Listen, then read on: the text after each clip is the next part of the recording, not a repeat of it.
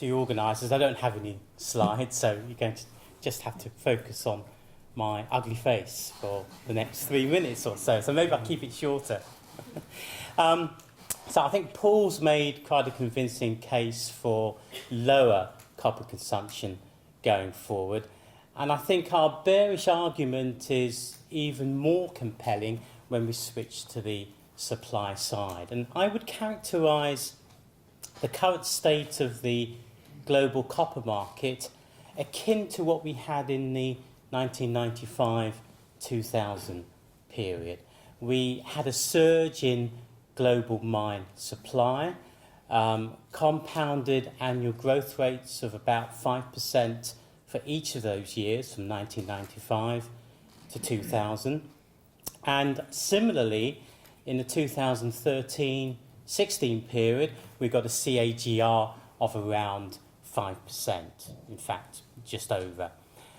That means in tonnage terms that we're looking at around about 4 million tonnes of new supply entering the market. And for a copper market that we all know has been starved of metal units, there's been an industry plagued by underperformance at the mines, by labour unrest, by natural disasters, earthquakes, flooding, drought. We've seen a lot of supply disrupted. For this year, we have a disruption allowance of 3%, going forward to 5% in 2015, 5% in 2016. So we've made allowance, we believe, and if anybody in the audience is going to challenge us on the fact that we haven't made an allowance for disruption, given the fact that the industry is plagued by problems, a lot of the existing plants, new projects occur in the developing world, characterised by lack of infrastructure, challenges that we all have seen. Yes, they're going to continue, but the sheer tonnage of new units coming into the market, we think, provides a compelling argument to our bear case.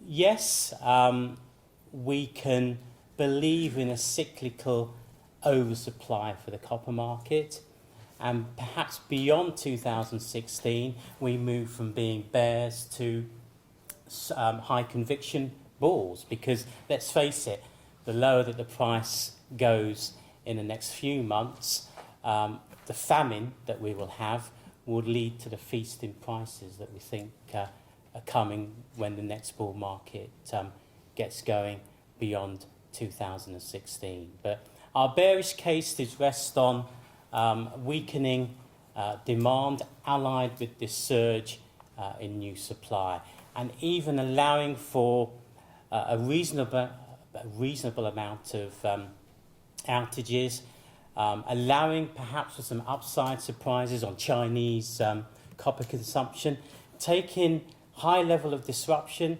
taking maybe some upside surprises on China, still leaves us with sizable surpluses. So I think our argument is very compelling coming from the demand and supply side. Thank you.